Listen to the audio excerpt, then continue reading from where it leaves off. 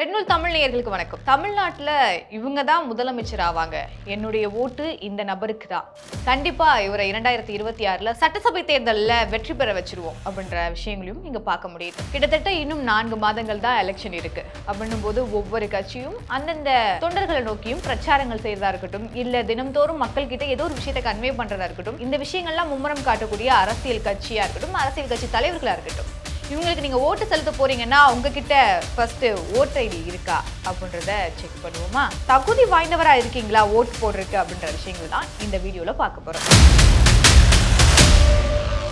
இந்த SIR special intensive revision Tamil Nadu முழுவதும் இது நடத்தப்பட்டுச்சு.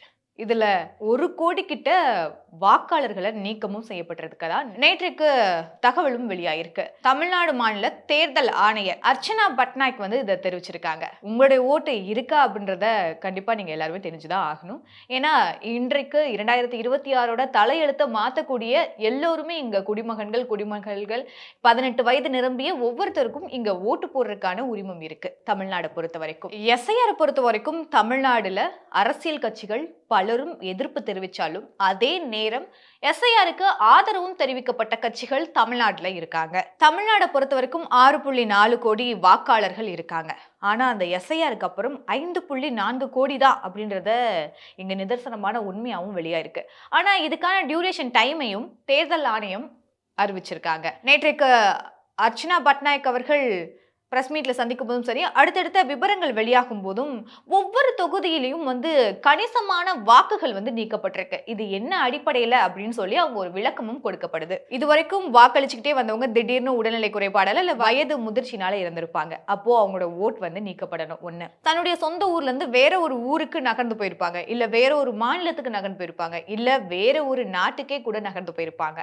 அப்படிப்பட்ட நபர்களுடைய ஓட் என்பது நீக்கப்படும் அப்படின்னு தெரிவிச்சிருந்தாங்க. அது மட்டும் இல்லாம இங்க வாக்கானது கிட்டத்தட்ட இப்போ ஒரு மதுரையில வாழக்கூடிய ஒரு நபரு பக்கத்துல இருக்கக்கூடிய சேலமுக்கோ திருப்பூருக்கோ போய் வேலை பார்க்கறாருன்னா அங்கேயே போய் தன்னோட குடும்பத்துல இருக்கும்போது ரேஷன் அட்டையும் அவங்களுக்கான ஓட்டு ஐடியும் அங்க அப்ளை பண்ணிட்டாங்கன்னா, ஸோ அங்கே போயிட்டு அவங்களோட ஓட்டர் ஐடி இருக்கும்போது இங்கேயும் அவங்களுடைய ஓட்டர் ஐடி இருக்கும் மதுரையிலையும். அப்படின்னும் போது 2 இடத்துல இருக்கிற பட்சத்தில் ஏதோ ஒரு இடங்களில் வந்து கள்ள ஓட்டு போடுறதுக்கான வாய்ப்புகள் அதிகம் இருக்கு அப்படின்றதுக்காக இது நீக்கவும் படும் அப்படின்றதையும் அறிவிச்சிருந்தாங்க.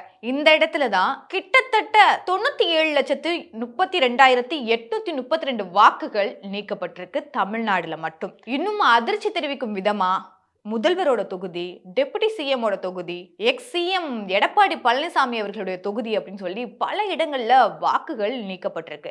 அதாவது இவங்க வந்து தகுதியானவர்கள் இல்லை அப்படின்ற பட்சத்துல வாக்குகள் கணிசமா நீக்கப்பட்டிருக்காகவும் தகவல் வெளியாகுது. இப்போ ஒவ்வொரு மாவட்டத்திலையும் எத்தனை வாக்குகள், அதாவது எவ்வளவு பெர்சன்டேஜ் வந்து வாக்குகள் நீக்கப்பட்டிருக்கு அப்படின்றதையும் இந்த வீடியோல பார்க்கலாம். அரியலூர்ல 4.6% நீக்கப்பட்டிருக்கு, ஈரோடுல 16% நீக்கப்பட்டிருக்கு, திருப்பூர்ல 23% நீக்கப்பட்டிருக்கு, கோவையில 20% நீக்கப்பட்டிருக்கு, கன்னியாகுமரியில 9% நீக்கப்பட்டிருக்கு, சிவகங்கையில 12% மேல் நீக்கப்பட்டிருக்கு, விருதுநகர்ல 11.6% நீக்கப்பட்டிருக்கு, பெரம்பலூர்ல 9%, தூத்துக்குடியில 10%, கடலூர்ல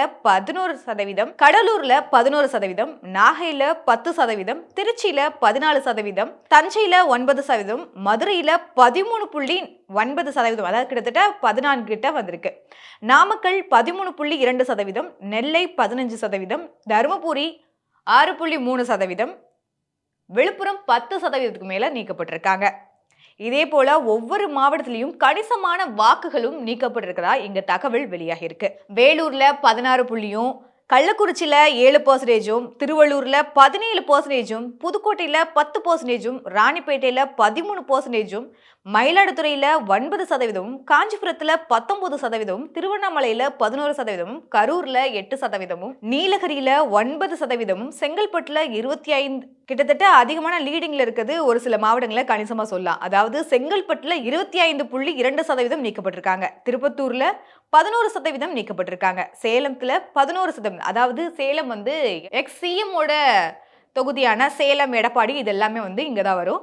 அதனால வந்து 11% இங்க நீக்கப்பட்டிருக்காங்க, திருவாரூர்ல 12% நீக்கப்பட்டிருக்காங்க, தேனியில 11% நீக்கப்பட்டிருக்காங்க, சென்னை மாநகரத்துல வந்து கிட்டத்தட்ட 35.5% நீக்கப்பட்டிருக்காங்க, தென்காசியில 10.8% நீக்கப்பட்டிருக்கு, கிருஷ்ணகிரியில 10.3% நீக்கப்பட்டிருக்கு.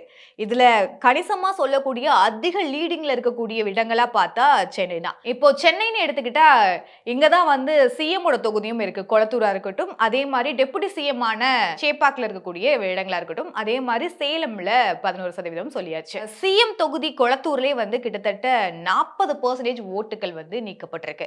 அதாவது எப்படி லீடிங்ல பார்த்தா ஓட்டர்ஸ் மட்டுமே 1,03,000 பேர் இதுல இவங்களுடைய பேர் வந்து நீக்கப்பட்டிருக்கு. அதே போல டெபுட்டி சிஎம்மோட தொகுதியிலையும் 40% வாக்குகள் நீக்கப்பட்டிருக்கு. அதாவது சேப்பாக், திருவல்லிக்கேணி போன்ற இடங்கள்ல நீக்கப்பட்டிருக்கு. எக்ஸ் சிஎம் எடப்பாடி பழனிசாமி அவர்களுடைய தொகுதியில 26% வாக்குகள் நீக்கப்பட்டிருக்கு. இப்போ இவ்வளவு வாக்குகள் நீக்கிட்டாங்களே அப்படின்ற ஒரு கேள்வியும் அச்சமும் எல்லார்கிட்டையும் எழும். ஆனா இதுக்கு தேர்தல் ஆணையம் ஒரு வழிகாட்டு முறையும் சொல்றாங்க. நீங்க இதுக்கு அச்சப்படவோ பயப்படவோ தேவையில்லை. ஏன்னா இங்க இருக்கக்கூடிய கள்ள ஓட்டுகளா இருக்கக்கூடிய இல்ல தவறான அட்ரஸ்ல இருக்கக்கூடிய இல்ல இறந்து போன இல்ல மாநிலங்களை விட்டு நகர்ந்து போன நபர்களுக்கு தான் ஓட்டு வந்து செல்லாது. இப்போ ஏதோ ஒரு கரெக்ஷன்ஸ் இருக்கு அப்படின்றத பாத்தீங்கன்னா எனக்கு இங்கதான் இருக்கேன், எனக்கு என்னோட ஓட்டு வந்து வரல அப்படின்னு சொல்றவங்க என்ன பண்ணலாம்னா அதுக்கான ஒரு கால அவகாசத்தையும் தேர்தல் ஆணையம் கொடுத்திருக்காங்க. வாக்காளர் அடையாள அட்டை பெறணும்னா டிசம்பர் 18 இருந்து ஜனவரி 18 வரையிலான இந்த ஒரு மாத இடைவெளியில உங்களுடைய என்னென்ன கரெக்ஷன்ஸ் இருக்கோ இதெல்லாம் வந்து நீங்க கரெக்ட் பண்ணிக்கலாம் அப்படின்றதையும் அவங்க சொல்லியிருக்காங்க. இப்போ இதுக்கு முன்னாடி தமிழ்நாடு 2026 ஏப்ரல் மேல எலெக்ஷன் வந்துடும். ஆனா இதுக்கு முன்னாடி பீகார்ல பாஜக வெற்றி பெற்றாங்க. பாஜக வெற்றி பெறும்போது காங்கிரஸ் தரப்புல இருந்து பல குற்றச்சாட்டுகள் வைக்கப்பட்டுச்சு. பீகார்ல பாஜக வெற்றி பெற்றிருந்தாங்க. இப்போ அந்த வெற்றிக்கு பின்னாடி காங்கிரஸ் விமர்சிக்கும் போது என்ன மாதிரியான கருத்துக்கள் சொல்லியிருந்தாங்கன்னா எஸ்ஐஆர்ல குளறுபடிகள் பண்ணிட்டாங்க, அதனாலதான் வெற்றி அடைஞ்சாங்க அப்படின்றதையும் சொன்னாங்க. எஸ்ஐஆர்ல குளறுபடிகள் நடந்திருக்கு, அதனாலதான் பாஜக பீகார்ல வெற்றி பெற்றாங்க அப்படின்ற தகவலையும் அவங்க சொன்னாங்க. விமர்சனங்களாகவும் வைக்கப்பட்டுச்சு பல இடங்கள்ல. இத கண்கூடாவே ராகுல் காந்தி அவர்கள் பல இடங்கள்ல வெட்ட வெளிச்சத்துக்கும் கொண்டு வந்தாரு. இந்த மாதிரி குற்றச்சாட்டுகளும் வழங்கப்படுச்சு. தமிழ்நாட்டிலையும் பல கட்சிகள் எதிர்க்கிறதுக்கான ஒரு ரீசன் இங்கு உள்ள சிறுபான்மையினரோட வாக்குகள் வந்து நீக்கப்பட்டுரும், இதனால வந்து வாக்கு சதவீதம் கம்மியாயிடும், இவங்க வெற்றி பெறக்கான வாய்ப்புகள் குறைவு அப்படின்ற காரணங்களையும் பல இடங்கள்ல பார்க்க முடிஞ்சிச்சு. இன்றைக்கு உங்களுடைய ஓட், அதாவது உங்ககிட்ட வாக்கு செலுத்துறதுக்கு தகுதியானவரா அப்படின்றத நீங்களுமே தனியா செல்ஃபாவே வந்து செக் பண்ணிக்கலாம் அப்படின்றதுக்காக இதுக்கான ஒரு வெப்சைட்டையும் ரிலீஸ் பண்ணிருக்காங்க. அதுல போய் நீங்க செக் பண்ணி உங்களுடைய வாக்கு செலுத்த தகுதியானவரா அப்படின்றத செக் பண்ணிக்கலாம். enroll.dn.gov.in/electoral searchன்னு போட்டா இந்த வெப்சைட்ல போய் தன்னுடைய விவரங்களை உள்ள குறிப்பிட்டு உங்களுக்கான வாக்கு அளிக்க நீங்க தகுதியானவரா அப்படின்றத தெரிஞ்சுக்கலாம். இங்க ஆட்சியை மாற்றக்கூடிய விஷயங்கள்லாம் இந்த வாக்கு தான். உங்களுடைய வாக்கு உங்களுடைய உரிமை அப்படின்றத நீங்க தான் முடிவெடுக்கணும். அதுக்கப்புறம் யாருக்கு வாக்கு செலுத்தணும், எங்க போய் வாக்கு செலுத்தணும், அதெல்லாம் இரண்டாவது பட்சம். உங்களுக்கு வாக்களிக்க தகுதியானவரா அப்படின்றத முதலில் தெரிஞ்சுக்கலாம். இதே போல இன்னொரு வீடியோல உங்களை வந்து சந்திக்கிறேன். உங்களிடமிருந்து விடைபெறுவது நான் ரதி ராஜேந்திரன்.